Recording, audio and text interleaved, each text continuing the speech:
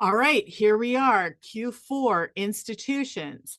We are looking at the rules of the international system as it relates to the event you've chosen.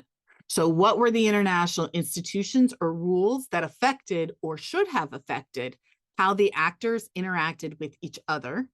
Make sure you defined and or explain what each rule is or means. There are two institutions that you must talk about.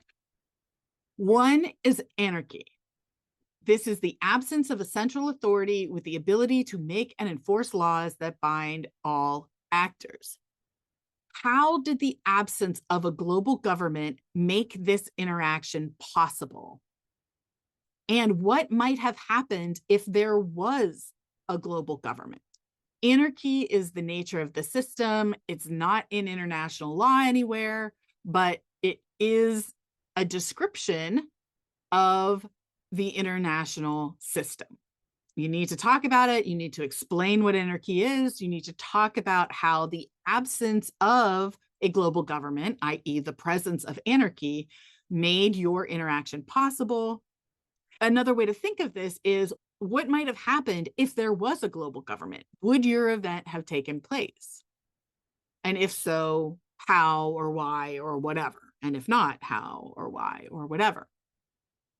So that's one that you have to talk about. Two is sovereignty, the expectation that states have legal and political supremacy or ultimate authority within their territorial boundaries. And this is based on Article 2 of the UN Charter. Sovereignty is enshrined in that charter. Did this interaction violate an actor's sovereignty? Or how did sovereignty affect the actions or the decisions of the actors in this scenario? Was somebody's sovereignty violated?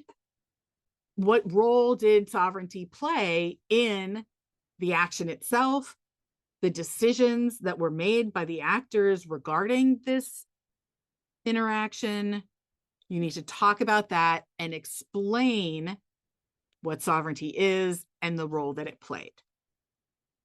In addition, you need to talk about other institutions or rules that affected this interaction or that should have affected this interaction.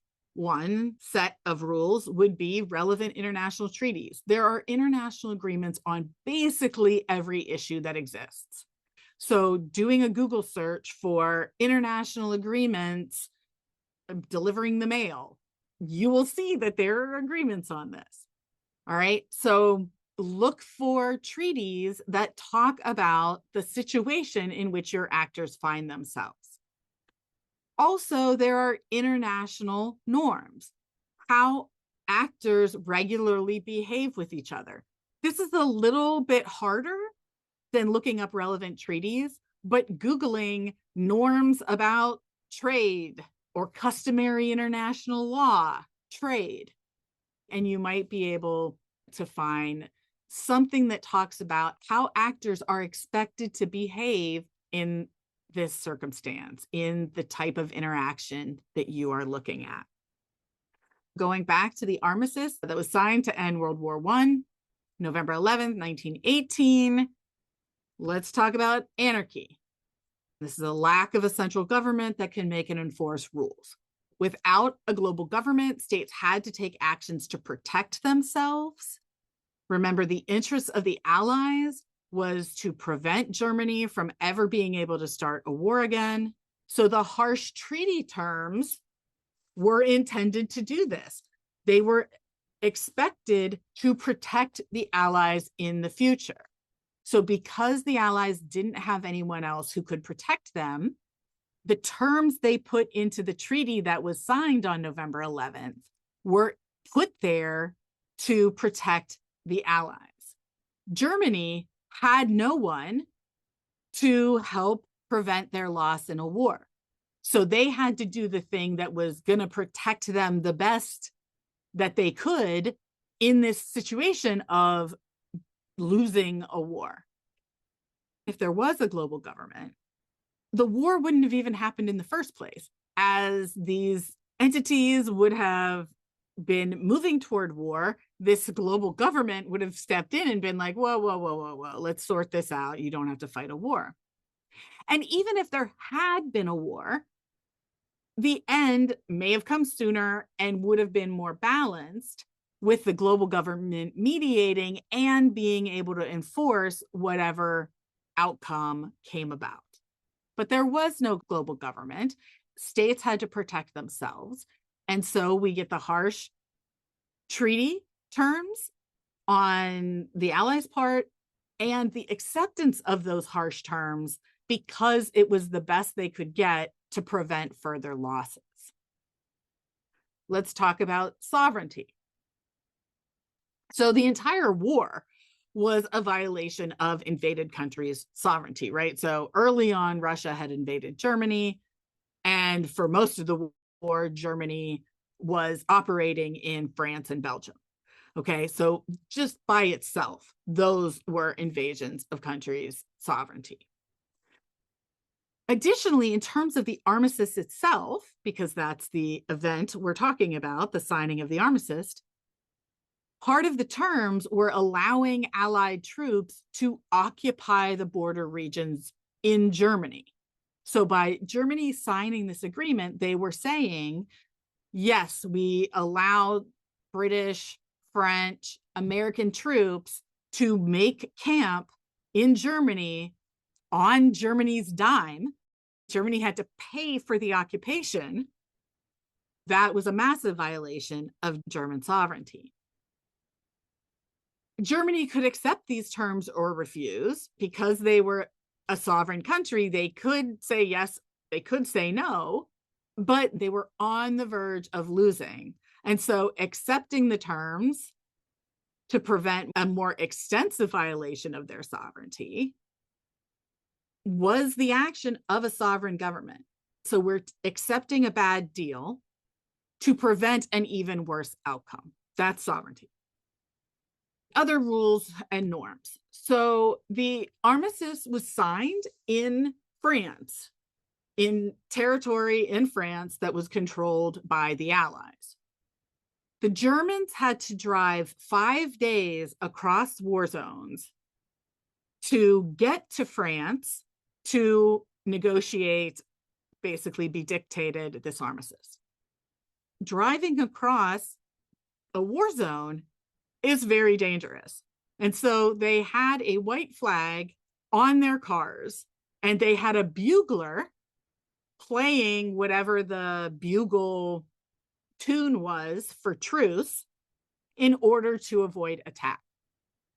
So getting there and not be shot at and killed, they had engaged in these rules that had generally been accepted as a way to signal we're non-combatants, we want a truce, don't attack us.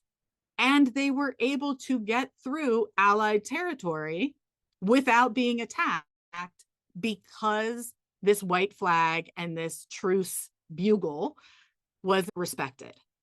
And where did this come from? Well, there was an annex to the Hague Convention of 1899 that stated that a person carrying a white flag in order to communicate with a military rival, quote, has a right to inviolability, which basically means freedom from attack. So because they did this, they even got there in the first place. So without the respect of this idea of the white flag, they never would have gotten there to even sign the agreement, right? And the fact that the Allied troops, when they showed up to sign, didn't just kill them on the spot is because this rule was respected. Now, I want you to notice that I have put in here a citation to Little 2024. Why? Because I used a direct quote from the Little article. And because I used the direct quote from the Little article, I included right there where I got that direct quote. So I am modeling what you are going to do. If you're writing about whatever you're writing about and you use a direct quote from the source, you need to put it in quotation marks and you need to tell me right there which source it came from. You also need to include it in the source section for Q4, which I have here, the full citation. Becky Little, how did the white flag become a symbol of surrender, etc. So that would be listed under the Q4 sources. And in Q5, I would also include this Becky Little citation. And I would disclose that I use ZoteroBib to create the reference, because you need to disclose AI use, which we will talk about in the next video on sources. Again, to go back, because I used a direct quote, I use a citation right there next to the direct quote. And then in the Q4 sources section, I include the full citation. And I will also include that in Q5 and acknowledge that I use ZoteroBib to create it. Okay, so that is institutions. We've got one more, we've got Q5 and the sources, and that will be in the next video.